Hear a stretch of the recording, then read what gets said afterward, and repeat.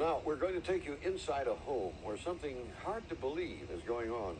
A little boy is out of control, destructive, violent, and abusive. But this is not a momentary temper tantrum. This is a way of life for this 5-year-old and his family. Tonight, we want you to meet Dylan, a child who craves love and rejects it at the same time. A child who's giving back to the world what he got. Judy Muller takes you on a family's extraordinary journey to save Dylan. Can love and a controversial therapy turn this child around? At first glance, this looks like the quintessential all-American picture of a father and son playing ball together. But take a closer look, and you'll be asking, what's wrong with this picture? In the time it takes to swing a bat, this 5-year-old can go from darling to demon. When his adoptive parents, Lisa and Darren, describe his behavior, it's hard to imagine they're talking about this little boy. He kicks, he spits, he bites, he hits, he pinches. Probably our greatest fear is not that Dylan will be of danger to himself, but that he would be of danger to someone else down the road. When they saw this adoption video of Dylan at age 2, there was no hint of what was to come. We were naive and we were desperate. Desperate to adopt because they could not have children of their own, and naive about the extent of Dylan's problems. Would it have made a difference to you if you had seen all the medical history, including the one that mentioned sociopathic tendencies? Probably not, having not experienced them. They say unless you see it, you wouldn't believe it. Dylan! This is how Dylan behaves day in and day out. Let it go. He may look like a spoiled brat, but in fact he suffers from a disorder which sends him into violent rages. He lashes out at those closest to him. He abuses animals. He even abuses himself. Therapist David Ziegler. What happens when the child starts their life off experiencing hurt? Every time they connect with somebody, it hurts. What they end up doing is they protect themselves by hurting back. Dylan, let go! Let go! Dylan is one of those hurt children. Dylan! His biological mother refused to hold him in the hospital. In the first months of his life, his cries for comfort were often met with physical or sexual abuse or neglect. His files are filled with it. Black eyes, bruises, covered with feces from head to toe. One entry tells it all. The emotional abuse is so incredibly severe. Dylan is among the thousands of children who, because no one ever cared for them, never learned to care for others. On purpose, I don't think so. Most come from foster care or foreign orphanages. They suffer from an illness called reactive attachment disorder, in which a child cannot bond with a caregiver. Dr. Terry Levy works exclusively with these children. So they had no way of internalizing values like empathy and forgiveness and trust and caring and sensitivity. They're very self-centered. They must survive, they believe, by being in control of everything and everybody. Are they really sociopaths in training? Exactly. At the age of 2, social workers removed Dylan from his terrible home environment and placed him in foster care. But he was so violent, foster families had trouble handling him. Before he was 3, he had been in 7 foster homes. What is it? Dylan has all the symptoms of attachment disorder, which is often misdiagnosed by therapists who treat the symptoms, not the cause. I don't know. This video of Dylan in his room was shot over a 3-week period with the cooperation of his adoptive parents. They hoped it would help people understand what families like theirs deal with on a daily basis. What's a typical day like with Dylan during the bad times? Oh, it's horrible. I mean, from the moment you wake up in the morning, it's like, bitch, jerk us, I'm not eating, and he just, it's more than I can stand sometimes, because I want so much to be a good mother to him. I just thought that I had all the love in the world for this kid. And Love would overcome. yeah. He's so afraid of being attached or being loved that the only way he knows to not be vulnerable to that extent is to reject it. That rejection can be overwhelming. Just getting Dylan dressed can turn into a pitched battle. Stop! left in his room to get himself dressed, he dismantles the window frame in a destructive rage. He sees everything as a potential weapon. Moments later, he dismantles the ladder on the bunk bed. When Lisa returns to help him finish dressing, he punches and taunts her. Stop it. Do you like it? Like what? I hate you. What do you think? Yeah. Nap time proves to be another challenge. I'm going to nap. Shut up. Dylan punches his dad, then proceeds to rip up his baseball cards. He later climbs up on the window and breaks part of the shade, using it to hit himself and to attack his mother. The parents never react with physical punishment. That would only reinforce the attachment disorder, confirming the child's belief that he will be abused. Still, it is difficult to resist his constant baiting. Are you ever frightened of him? Actually, when I was home with Dylan alone, there were a couple of occasions where I slept with my bedroom door locked. Why? Because he had threatened to do things during the night. I'm going to get up in the middle of the night while you're sleeping and I'm going to get a knife. Or I'm going to get up in the middle of the night and I'm going to hurt the dog. Which he had. I mean, he's been abusive to the dog in the past. What are you doing? Cruelty to animals is another symptom of attachment disorder. So is a lack of eye contact and a lack of remorse. Both were evident when we talked to Dylan about an incident with another dog the family was forced to give away. Threw him down the stairs. You threw him down the stairs. Oh, poor dog. But he still liked me. Why does Dylan seem to lack a conscience? Again, it goes back to those first few months of his life. Barring any complications in the womb, most babies begin their lives with the same potential for growing up as loved and loving adults. But that potential is only realized if they make that critical early connection with a parent or caregiver. Dr. Stanley Greenspan has written extensively on the subject. Well, the sense of morality begins with those early stages of development when a baby is falling in love with their mommies or daddies.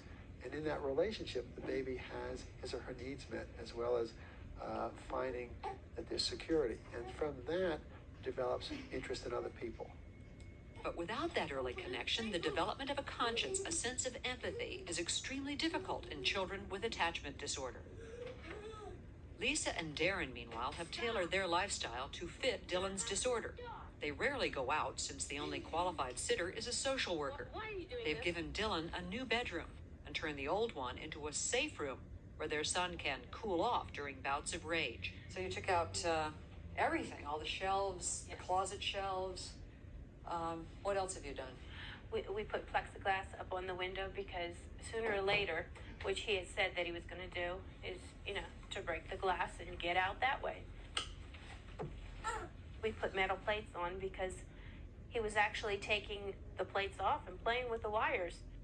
But even as they gave new meaning to child-proofing, their child was proving to be too much for them, and they began to feel more and more isolated.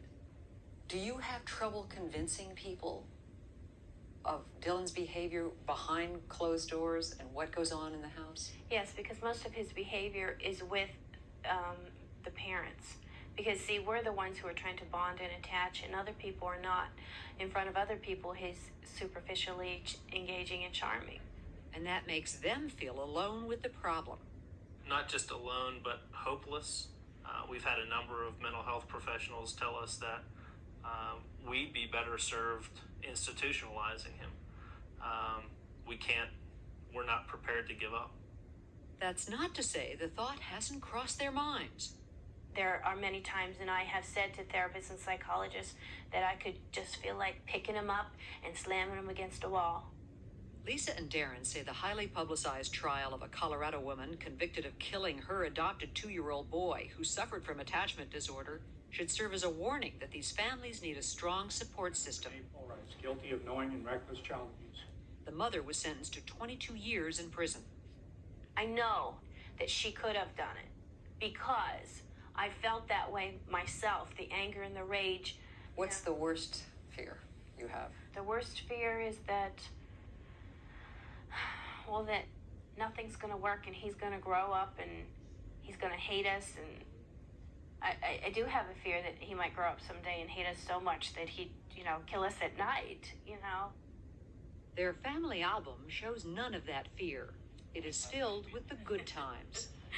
That's one of my favorite ones too. Not so much a collection of photos as a collection of hope. Hope that they can overcome the odds, the strains on their marriage, and one day be a happy family. And Lisa and Darren had new reason to hope. They had learned of a center in Colorado that treats reactive attachment disorder with a controversial technique called holding therapy. It's an intrusive therapy, meaning you need to get really close to the patient. Which he hates. Yes. Yeah, it's breaking through the wall that he's put up, that survival technique. Want to come watch me cook? And so they made plans to go to Colorado for a 2-week session. In their minds, they had no choice. No, I don't care. I'm gonna go back out. I'm getting really emotional now because I'm thinking of all the behaviors that he has done. But he's a wonderful child, He's been through a lot. And no child should have to suffer like he has suffered. He's a wonderful kid on the other side, And they're prepared to take that journey to the other side with him, even if it means they must suffer a little longer. When we come back, the fight to save Dylan. 2 loving parents and a team of experts join forces. Can a controversial therapy finally break through to their little boy? Judy Muller with the dramatic developments after this. Well, you've seen a little boy out of control, pushed to the edge by the severe abuse he endured as a baby. His adoptive parents have tried for 3 years to reach Dylan with unfailing love. But the damage, it appears, is too deep. And as Judy Muller continues, Dylan and his parents are about to try an extreme and controversial therapy. Distraught and desperate, Dylan's parents believe this place is their last hope. Their adopted son has been accepted at the Attachment Center in Evergreen, Colorado.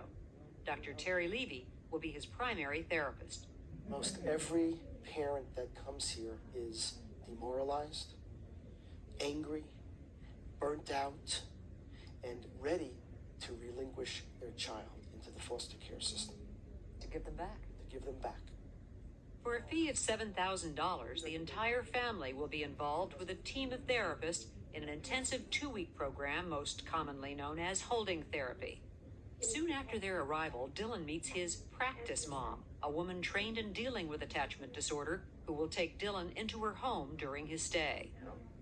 You ready to go home? You're going to go home with me, right? You're going to be living with me for a couple of weeks. In fact, Dylan has not been told that he will only be seeing his parents occasionally. This is intentionally disorienting to keep Dylan from trying to manipulate the situation. The separation is also designed to give the parents a much-needed break. Dad. I think he's going to be doing a great job. There you go. How long am I gonna go home to my dad? As long as it takes, honey, until you get it right. Till you know how to love and treat mom and dad with lots of love and respect. But you know what? I know you're going to do it. The parting is wrenching for them. All right, Dylan, come on over. Dylan's first 3-hour therapy session begins the next day. Do you know Dr. Levy cradles him in a posture designed to recreate the attachment Dylan never had as an infant. Levy calls it the holding nurturing process. Critics of the approach say it is potentially abusive, since being held can be terrifying for these kids and can even result in injury.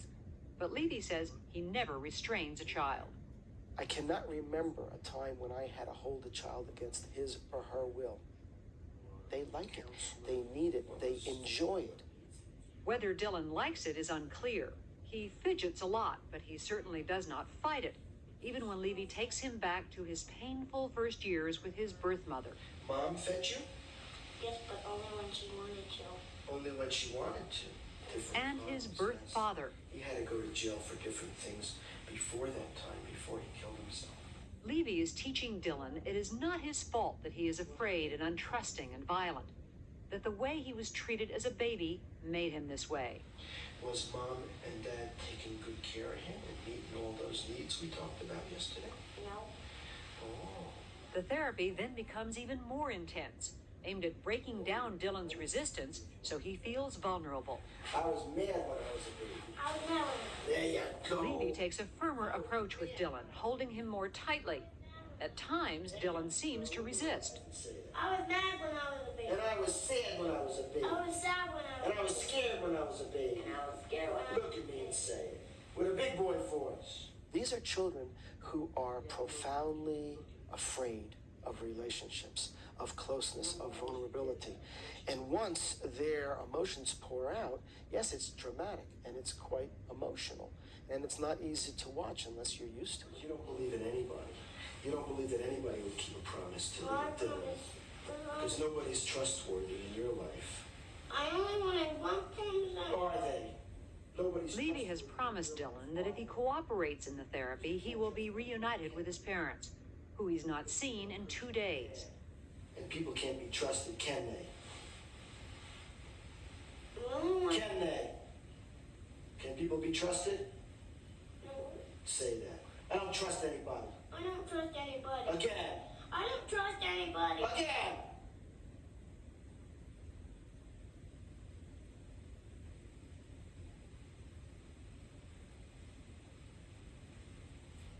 Seconds later, the tears finally flow.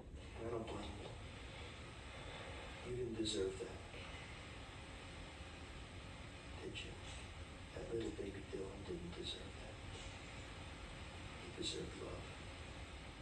For Levy, this is a breakthrough, but critics of holding therapy would not agree, including therapist Dave Ziegler. I wouldn't say it's a breakthrough at all. It may be fear. It may be recalling some past experience. It may be frustration. It may be, wait a minute, what am I going to have to go through here to see my mom, which you promised me? He says the instant physical intimacy between Dylan and Dr. Levy might feel to Dylan just like the experiences of sexual abuse he allegedly suffered at the hands of his mother's boyfriend or in foster care. Asked to lie down behind closed doors with an adult stranger and do what he's told. I don't really want to do it your way, but I'll do it. I don't really want to do it your way, but I'll do it. Because it's good for my life. But it's good for my life. Basically, what's happening is he's saying, you will do exactly what I want. And from my work with abused children, that's exactly what offenders tell children. You will do exactly what I want. I will not break my promise. Ziegler made his remarks after we asked him to watch a portion of Dylan's videotaped session. The child has to know that they will not be used or abused or hurt or traumatized by getting close. Do you think that child had that assurance? At Ziegler's treatment center, Jasper Mountain in Oregon, the children are only held if they are a danger to themselves or others, or if they are open to being hugged. What we do is we recreate the initial conditions under which the child would want to connect. What we have to do is provide a safe environment where the child does not believe there is a threat. In other words, his staff tries to create an ideal family life, complete with warm meals, dozens of toys, and a reasonable dose of discipline. Children who are prone to abusing animals are encouraged to care for them. Because these children have been so hurt in family situations before, he says, it will take lots of time, at least 6 months, under the watchful eye of trained specialists for them to learn how to love and trust. Ziegler is so distrustful of holding therapy, he was instrumental in getting it banned at state facilities in Oregon. Any other feelings? What both Levy and Ziegler agree on is that in the wrong hands, holding therapy can lead to physical injury. A case in point, a Utah girl with attachment disorder died after her adoptive father restrained her with too much force, causing fatal injuries. He had been poorly instructed in holding therapy by the child psychologist. The treatment is now banned in Utah. Even so, Dylan's parents have faith in holding therapy. They hope their son will be in the 70% of kids the attachment center says experience a reduction of symptoms after 2 weeks. And on this last day, Dylan does seem changed. He is more comfortable sitting with his parents, and he makes eye contact. What did you learn when you came here? How to be nice, How to be nice. Anything else? responsible, Be responsible. respectful. That's a lot. That's a lot to learn in 2 weeks. That's only 3 things. Do you feel different than before? Yeah. Yes? How do you feel different? I used to be out of control a lot. You used to be out of control a lot, and now?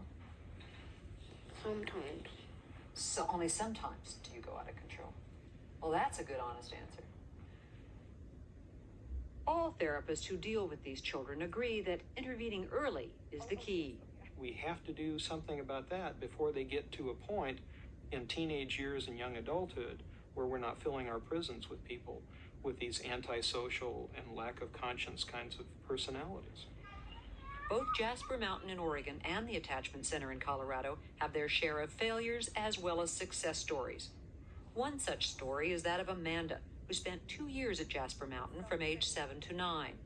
Once described as out of control, she is now a happy 14-year-old who has successfully bonded with her adoptive family.